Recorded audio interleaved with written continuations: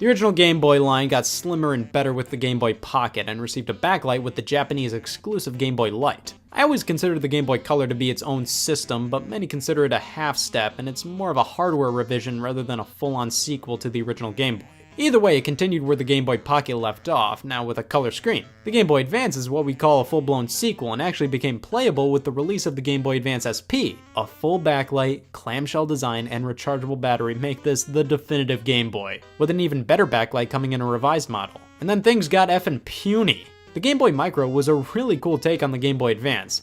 The problem being, that's all it was. It couldn't play original Game Boy or Game Boy Color, just Game Boy Advance games.